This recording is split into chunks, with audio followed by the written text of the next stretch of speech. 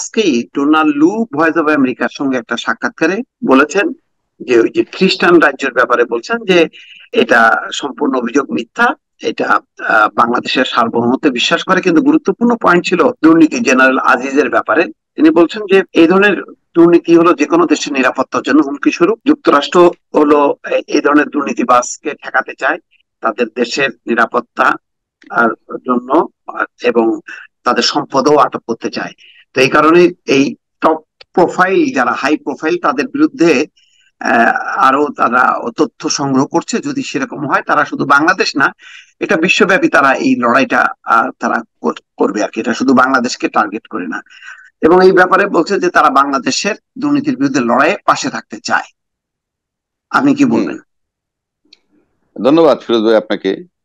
আসলে ডোনাল্ড লু সাহেবরা যে টাইম টু টাইম যে সমস্ত বক্তব্য দিচ্ছেন বিশ্বে মানবতার ব্যাপারে কিংবা আপনি আইনের শাসনের ব্যাপারে কিংবা দুর্নীতির ব্যাপারে, সেটা আমি আমার কাছে মনে হয় টু সাম এক্সটেন্ট তারা এটা বলতে পারেন। এর কারণটা হচ্ছে দেখেন, দুর্নীতি করে যদি তার দেশে টাকা নিয়ে যায়, ডলার নিয়ে যায়, তাতে তার লোকসান তো হওয়ার কথা না, লাভই হওয়ার কথা, হোক সেটা যত ছোট অঙ্ক। কিন্তু তারপরেও কিন্তু তারা এটা বলতেছে। এবং যদি কেউ বলে যে এই ডলার গুলো যার যেটা আটকা পড়েছে বাংলাদেশে কিংবা ইস্টার্ন ব্লকে, তারপরে যদি তার এটা বলে, তাহলে মনে হয় যে ডলার গুলোর জন্য করেছে। এটা বললে তো সামনেও মানুষ যাবে না ডলার নিয়ে। অর্থাৎ এটার মেইন বিষয়টা হচ্ছে যে এখন যে এটা দুর্নীতির বিরুদ্ধে ড্রাইভ দিতেছে, ভিসা নিষেধাজ্ঞা করতেছে, এটা যদি তার লোকসান হইতো তাহলে তো তারা এই সাউন্ড করতো না। এখন তো সামনে কেউ যাবে না, এগুলো তারা চিন্তা করেই বলে। কারণ তাদের ভিতরে কতগুলা বিবেকের কাজও আছে।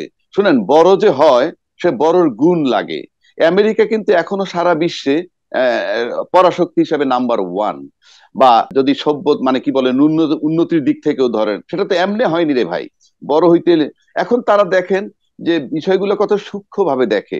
আপনি আমেরিকা তো দূরের কথা, কয়দিন আগে আমাদের এখান থেকে বলা হইলো, একটা হোয়াইট ম্যান মেনশন করা হয়েছিল, যে একজন হোয়াইট ম্যান বলেছেন যে তারা চট্টগ্রামের একটা অংশ নিয়ে এবং আরাকানের অংশ একটা নিয়ে, মায়ানমার অংশ নিয়ে একটা খ্রিস্টান রাজ্য বানাইতেন এমন কথা। সেটার পরিপ্রেক্ষিতে কিন্তু উনি রিপ্লাই দিচ্ছেন। অর্থাৎ উনি বুঝছেন কাদেরকে ইন্ডিকেট করছে, এবং এটা ক্লিয়ার করে বলে দিলেন যে না, এ ধরনের চিন্তা ভাবনা মানসিকতা আমাদের নেই, আমরা সামনের দিকে কাজ করে যাব। এটা আমি আগেও বলেছিলাম, আমরা অতীত ভুলে গিয়ে সামনের দিকে কাজ করব। অতীত ভুলে মানে কি, দে আর ভেরি ইন্টেলিজেন্ট, যে পিছে যেটা বলেছি তো বলেছি। আমি অতীত ভুলে যাওয়ার মানে আমি উইথড্র করি নাই, আমার তো এই ভিসা নীতি চলতেই থাকবে। সুতরাং আমার ওইটা তো আমার, আমি তো আমার যে একটা বাটন বাটন টিপার যে এই কাজটা চলতে থাকবে, ওটা চলমান থাকবে, আমি সামনের দিক কাজ করব। এমন যদি তো স্যাংশন গুলো তুলে ফেলছে, তাইলে আমি বুঝতাম যে হ্যাঁ, ওরা অতীত ভুলে গেছে। না, অতীত ভুলে যাওয়ার মানেটা হচ্ছে তাদের ব্যাখ্যাটা হইলেই, আরে বা যা যেটা করেছি তো করেছি, এখন সামনে কাজ করব। এখন আসেন তারা দুর্নীতিকে কত গুরুত্ব, আপনি ওই দুর্নীতি বাদ দেন না, আপনি হয়তো জানেন নিশ্চয়ই যে এই 261 বর্গ কিলোমিটারের ছোট্ট একটা দ্বীপ রাষ্ট্র সেন্ট কিটস অ্যান্ড নেভিস, এটায় দ্বৈত নাগরিকত্ব চাইছিলেন বাংলাদেশের দুজন বিশিষ্ট প্রভাবশালী ব্যক্তি। আমি নাম বলছি না, আশা করি বললে বুঝবেন। দুজন প্রভাবশালী ব্যক্তি চাইছেন দ্বৈত নাগরিকত্ব, এবং পুরো পরিবার সহ জনপ্রতি লাগে $1,70,000 ইনভেস্ট করতে হয়।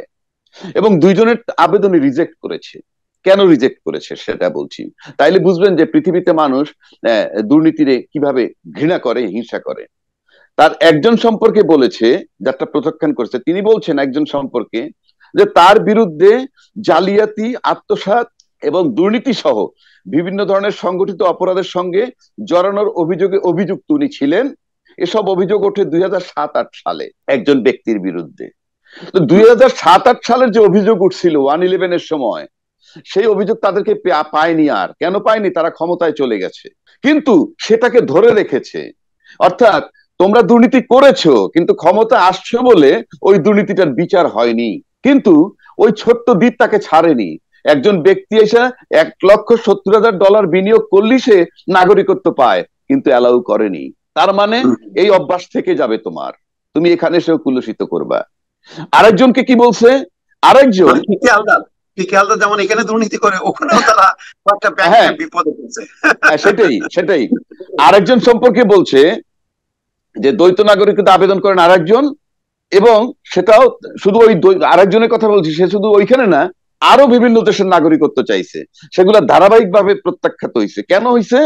যে এই ধরনের যারা নাগরিক দেশে, তারা সরকারের ভিতরে প্রভাব থাকে, এবং এই নাগরিকত্ব মানে এই প্রভাব থাকে বিধায় এই প্রভাবটাকে কাজে লাগায় তারা আহ, দুর্নীতি নিজে না করলে অন্যকে দিয়ে করায়, এবং সেটার লভ্যাংশ বহন করেন। তাহলে আপনি দেখেন যে ছোট্ট একটা 261 বর্গ কিলোমিটার দেশের দ্বৈত নাগরিকত্ব তারা পায়নি। এটার মানে হচ্ছে দুর্নীতির কতগুলো জায়গা আছে, একটা পর্যায়ে ছাড় দেয়া যায় না।